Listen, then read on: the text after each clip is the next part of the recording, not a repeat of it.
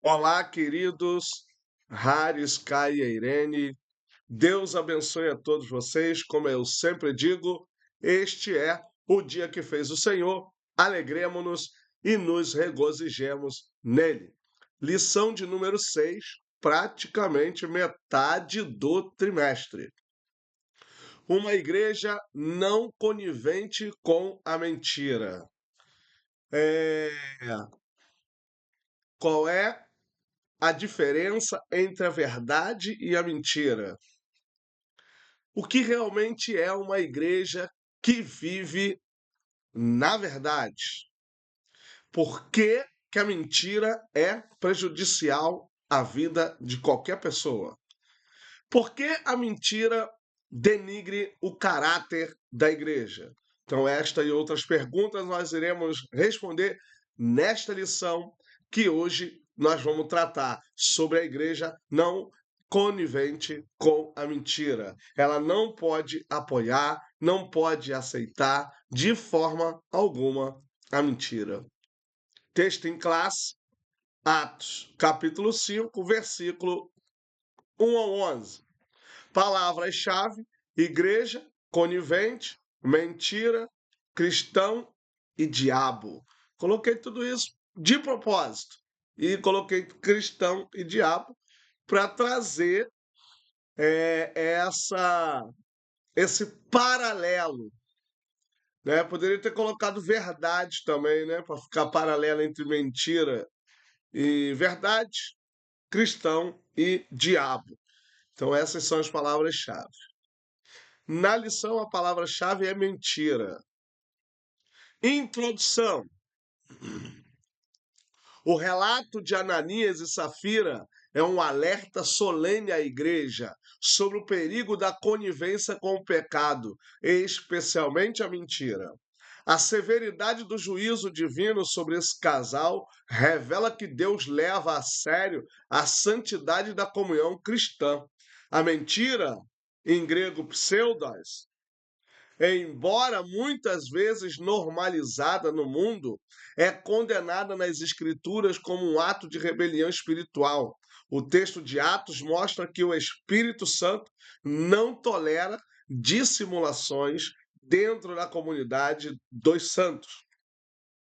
Agora, como contextualizar o que aconteceu com Ananias e Safira na igreja moderna, com tantas mentiras?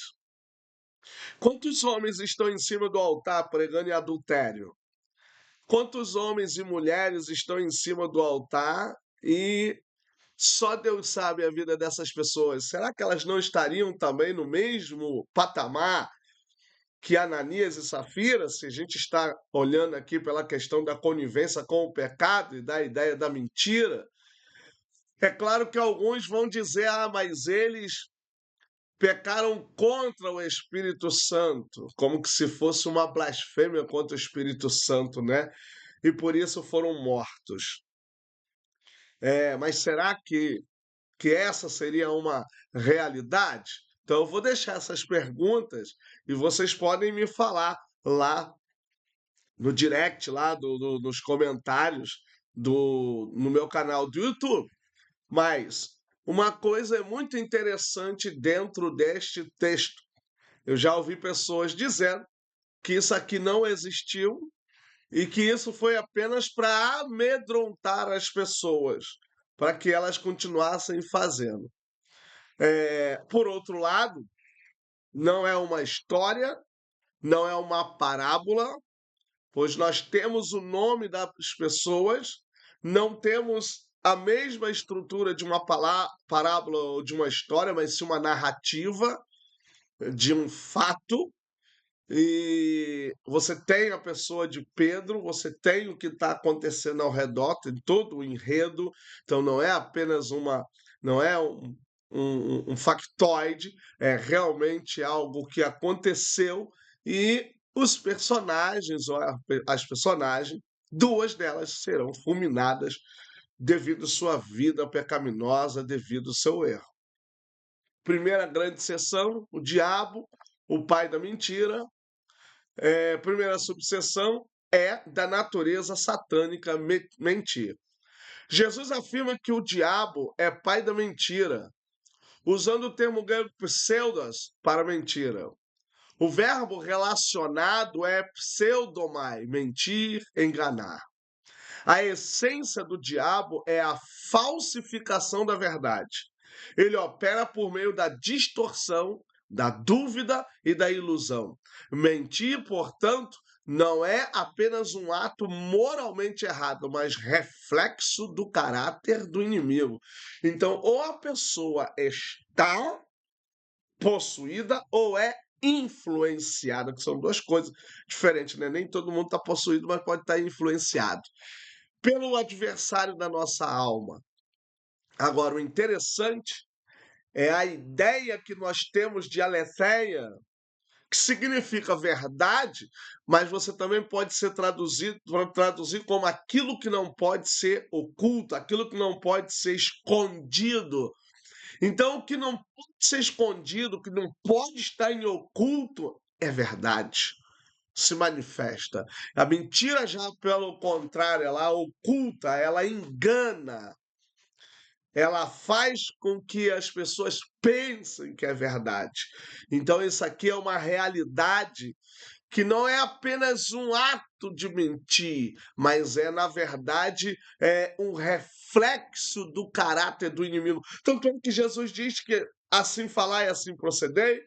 Jesus também fala sim, sim, não, não. O que procede além disso é do diabo. Então você observa que a palavra ela precisa ser determinada pela verdade. Ou é sim ou é não. Ou eu cumpro com a minha palavra, ou eu minto sobre minha palavra, ou eu estou mentindo com a minha palavra. Então a minha palavra tem que ser verdadeira. Eu não posso mentir e não posso enganar. Nem naquele caso é, do comprador que vai comprar lá naquele homem que parcela passando na rua, que quando chega o dia da cobrança, manda dizer para o filho, "Ó, avisa que eu não tô, fala que eu não tô." Gente, o ideal não é mentir nem brincando. O ideal não é mentir nem brincando.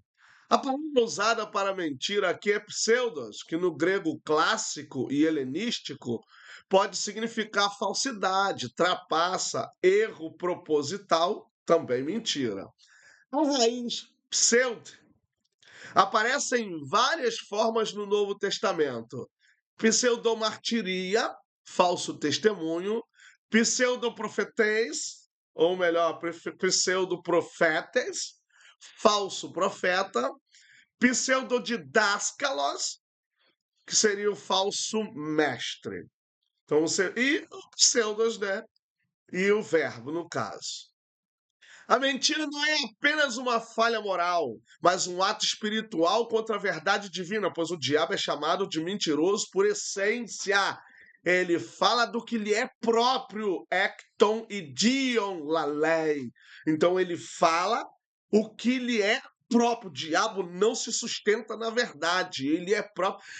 Você pega aí essas pessoas do mundo neopentecostal e qual é teu nome? E você vem fazer o quê? Gente, ele não se sustenta na verdade. Então, essa frase está indicando que mentir é sua identidade ontológica, é quem ele é em natureza, é quem ele é na verdade. Olha, ou de verdade, né? Muito interessante aqui os usos da Bíblia, né? Eu vou repetir: pseudomartiria, falso testemunho, pseudoprofetes, falso profeta, e pseudodidáscalos, que é falso mestre. Então, esses termos são usados, e aí são usados para pessoas dentro da igreja, né? Pessoas que realmente davam falso testemunho, realmente falsos profetas e falsos doutores, falsos mestres que é usado nos textos bíblicos. Segunda subseção, a mentira como um ardil maligno. A expressão é plerosan, Satanás tem cardian su, Satanás encheu teu coração, emprega o verbo plerol, usado também em Efésios 5,18, enchei-vos do Espírito. Isso demonstra que o coração humano pode ser ocupado ou influenciado por poderes espirituais opostos. Eu falei isso aqui agora há pouco. O espírito da verdade ou o pai da mentira. O verbo usado para mentir é pseudomai, aqui em forma infinitiva, aoristo médio, pseusastai, sugerindo ação intencional e pessoal, ou seja, eles estavam mentindo conscientemente, intencionalmente e pessoalmente. O pecado de Ananias, portanto, não foi um erro de julgamento, mas um plano consciente, hediondo, desculpa, consciente de engano espiritual, que envolveu mentir, não aos homens, mas a Deus, o antropós, é pseuso alatotheu, é o que está escrito aqui, né? Não aos homens, mas o Alá, né? Mas a Deus, mas eles mentem a Deus, eles estão mentindo a Deus. Então a gente precisa entender a diferença. O texto lá em Apocalipse, mas os que praticam a mentira é diferente de uma pessoa que mentiu. Às vezes a pessoa não é uma pessoa que vive na prática da mentira, mas por alguma fraqueza, para não se comprometer ou para tentar se beneficiar, acaba cometendo uma mentira, mas não é a prática dela.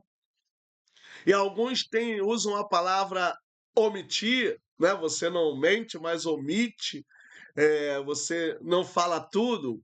Então, lembrando do que é verdade. Verdade é aquilo que não pode ser escondido. Verdade é aquilo que não se falseia. Verdade é aquilo que não pode ser ocultado, não pode ser omitido. Agora, é claro que nem tudo que eu omito é mentira, mas se eu estou omitindo, também não é verdade, porque a verdade é aquilo que não pode ser escondido, não pode ser oculto. É isso que significa a palavra aletheia. Não superestime o inimigo, é a terceira sessão dessa primeira grande sessão. O apóstolo Paulo orienta os crentes a perdoarem e a não guardarem nenhuma raiz de amargura. Se, por um lado, não podemos superestimar o inimigo, visto ele ter sido derrotado na cruz, por outro lado, não podemos subestimá-lo. Paulo orienta os crentes a se revestirem de toda a armadura de Deus para que possamos ficar firmes contra as astutas ciladas do diabo. A palavra ciladas aqui é metodeias, que significa estratégias, métodos sutis, planos, que é o que está lá em Atos. A igreja precisa ser espiritualmente sóbria, não atribuindo tudo a Satanás, mas tampouco ignorando as suas investidas. Porque muita gente diz que isso é o diabo. Gente, tudo é para a glória de Deus. Seu sofrimento, suas lutas, suas provas, suas vitórias, é para a glória de Deus. Então, não atribua tudo a ele, não coloque a honra de Deus para ele, mas fique atento. Fique apercebido, não ignore suas investidas, mas entenda as ações estratégicas, os métodos sutis. Nós estamos percebendo a sutileza que o diabo tem usado hoje para entrar nas igrejas, sabe? Não há hoje tantas manifestações de incorporações dentro da igreja, mas existem outros métodos sutis que ele entra e ele vai destruindo a doutrina da igreja. Eu tenho uma pregação que o tema dela é desconstruindo a igreja, e eu falo sobre essa questão. Segunda grande sessão, o cristão e a mentira. Mentir é uma escolha, é claro. Mentir ou falar a verdade. São escolhas, eu decido. Em Tiago 1,14 diz que cada um é tentado quando atraído pela sua própria concupiscência. Aqui atraído é Excel como é nós. com sentido de ser puxado para fora, por causa da preposição que está ali, o ek, que antes da vogal ali é x, seduzido. Mesmo com influência satânica, o pecado é uma decisão pessoal. Ananias não foi vítima passiva, ou seja, ele podia suportar a ganância do dinheiro, a vaidade, o desejo de se beneficiar, porque observe, eles pegaram a metade, eles pegaram o dinheiro, venderam, diminuíram o valor, dividiram, deram parte para a igreja e se beneficiaram com um valor maior. E aí o Espírito de Deus, né, gente, vai tomar peso e falar, não foi por tanto que vocês venderam? Então, gente, o dinheiro é da pessoa. A vida é sua, mas o controle de tudo, quem tem o domínio de todas as coisas em suas mãos é Deus. É Ele que tem o controle de todas as coisas. Ele conhece o pensamento, ele conhece as intenções, ele conhece nosso coração, ele sabe o que está dentro de nós. Então a ação de Ananias não foi de uma vida passiva, ou seja, a ação foi de alguém nele para ele fazer aquilo, não, é dele, é ele que foi junto com sua esposa e planejou e fez tudo isso. Está aqui, né? Ele planejou, escondeu, apresentou um valor fraudulento. Pedro afirma isso diretamente, o que mostra a responsabilidade ética do cristão. Esses dias aí, eu tive que fazer uma transferência do carro e tive que ir no Detran, e aí o camarada botou algumas coisas no meu carro e ele queria dinheiro. Eu falei para ele: olha, eu sou crente. Eu sou crente. Não, como é que faz então? Eu falei: não, eu vou lá e faço o que tem que fazer e volto. Aí eu falei: só se você quiser fazer para me abençoar. Se você quiser fazer para me abençoar porque Deus quer te usar, amém. Aí depois ele falou: irmão, vai lá, encosta o carro ali, não vou te atrasar não, pega o teu documento. Mas se quiser deixar alguma coisa, eu fui lá, peguei o documento, voltei lá, ó, Deus te abençoe por ter feito isso pelo um servo de Deus. Qual é seu nome? Vou orar por você, mas eu não posso fazer isso. Gente, também já aconteceu de eu bater com o meu carro junto com a minha esposa, umas quase meia-noite, e num sinal, e o sinal estava verde para mim, e aí o taxista avançou e chapou no meu lado esquerdo do motorista. E quando teve que fazer o Brat, que na época fazia o Brat, hoje não fazia, e ele deu a versão dele, eu dei a minha, e eu disse pro policial lá na época, eu falei: olha, eu sou crente, eu não posso mentir, como é que eu vou ensinar o meu povo? Sou pastor, como é que eu vou ensinar o meu povo que não pode mentir? A Bíblia diz que mesmo com dano seu, jurou, não pode negar, não nega. Salmo 24. É ele mesmo para o policial, irmão, processa ele. Eu não processei, porque eu não sabia na época que a esposa poderia ser testemunha, acabei deixando para lá. Deus me abençoou, consegui consertar o carro, mas eu falei na frente do policial, na frente do carro, se tivesse vermelho para mim, eu teria coragem de falar que o sinal estava vermelho, porque mesmo com dano seu, a gente não pode voltar atrás. Por isso que a verdade é coisa muito, muito séria.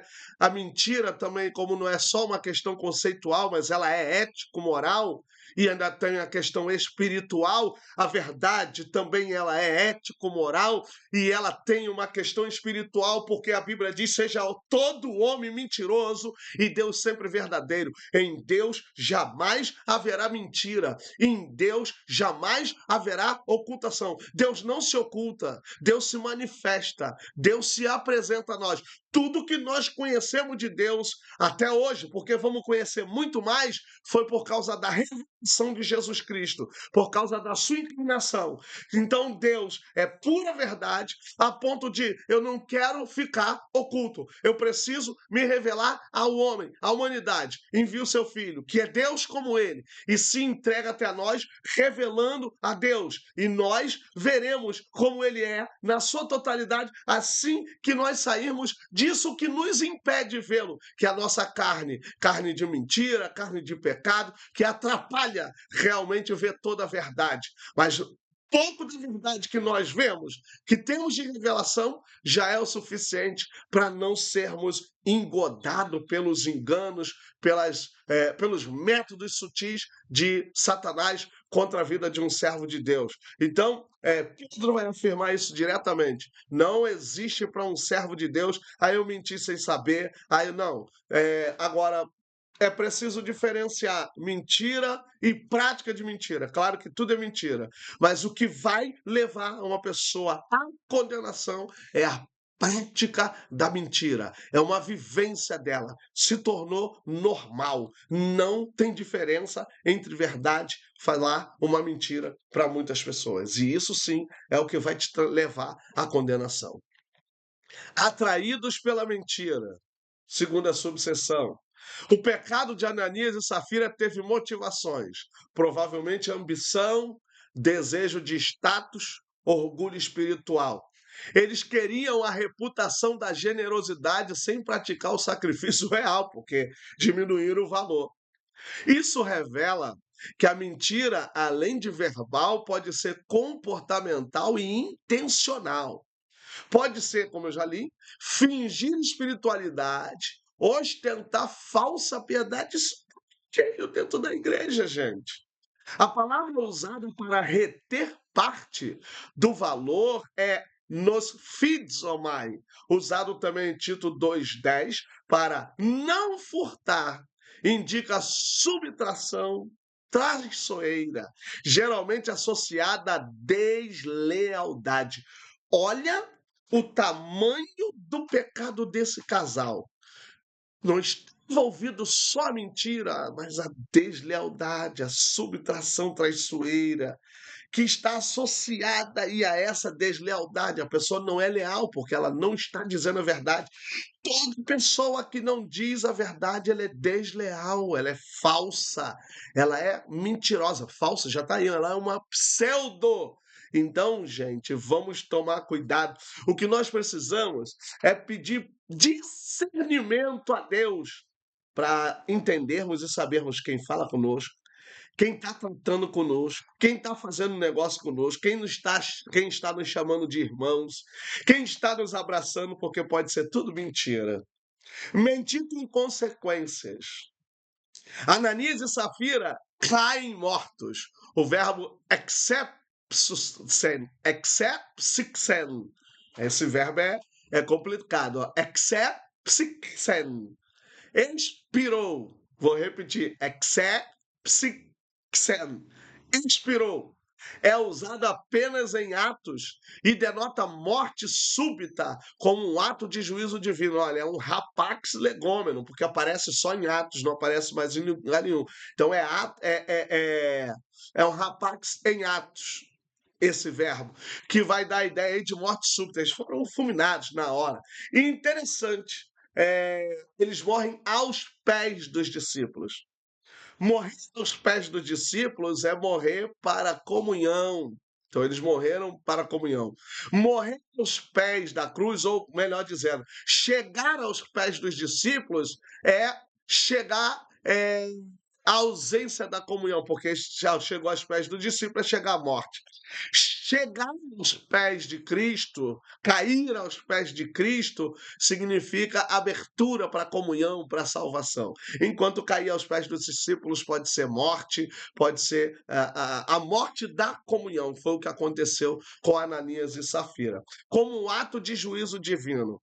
Essa narrativa é uma prévia do juízo escatológico. A igreja primitiva entendeu que a santidade da comunidade é algo que Deus protege com zelo. Hebreus 10, 31. Horrenda coisa é cair nas mãos do Deus vivo. Eu quero ficar fora disso aí.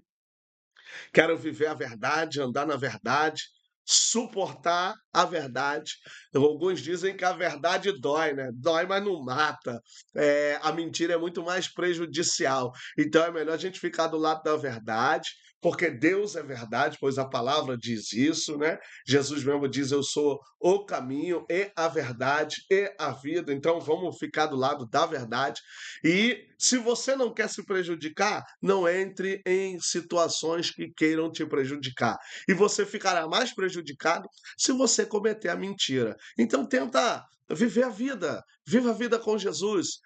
Tenta não se embaraçar, tenta não viver em situações que vão te levar a uma obrigatoriedade de mentira. E para isso, viva a verdade.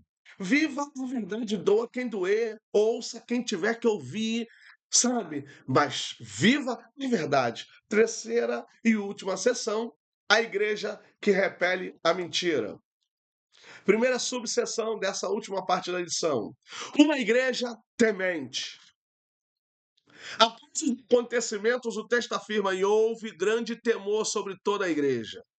A palavra para temor é phobos. Aí o verbo já é phobelmai. Aqui é medo. E temor também, porque o temor aqui é um substantivo. Ou um adjetivo. E aqui não é mero medo, mas reverência profunda e temor santo diante da santidade de Deus. Uma igreja saudável é aquela que teme entristecer o Espírito Santo. Essa é a minha oração. Eu viro e mexo, eu fico me perguntando, meu Deus, será que eu estou te entristecendo? E se eu estiver te desagradando? Como é que vai ser? Eu não quero te desagradar. É preciso ter uma preocupação com Deus em nossas vidas. É preciso a gente ter esse temor, esse respeito ao Senhor que nos chamou, que nos transformou. Então, essa situação ali na igreja, que era nova, estava se iniciando, era para que houvesse temor. Não que Deus quisesse que aquilo ali acontecesse, mas foi uma experiência que serviu como uma pedagogia para que eles entendessem pureza, a santidade de Deus, pelo um ato que não foi um acidente, não foi uma coincidência, mas um ato planejado, um ato que foi todo bem tratado para que desse certo, mas eles não contavam com o fator Espírito Santo, eles não contavam com o fator Deus conhece todas as coisas. Então, logo, a igreja passou a entender e a temor sobre todos. Todos ficam temerosos, porque não é bom para a gente entristecer o Espírito Santo. Então é ideal a gente sempre estar com essa preocupação. Senhor, eu estou te agradando? Será que eu estou entristecendo o Espírito Santo? Toma muito cuidado com isso. Segunda grande sessão, e me parece que essa é a última sessão, porque essa lição tem duas só. Uma igreja forte. A igreja que vive na verdade é espiritualmente forte. O Espírito Santo é chamado de Topneumates Aletheias, o Espírito da verdade. Em João 14:17. Onde há mentira, o Espírito se entristece. A igreja não pode viver em mentira. Esse negócio de culto com revelação e a pessoa não tem nada para falar, que são falsos profetas, né? Falsos reveladores. Tudo isso entristece o Espírito Santo.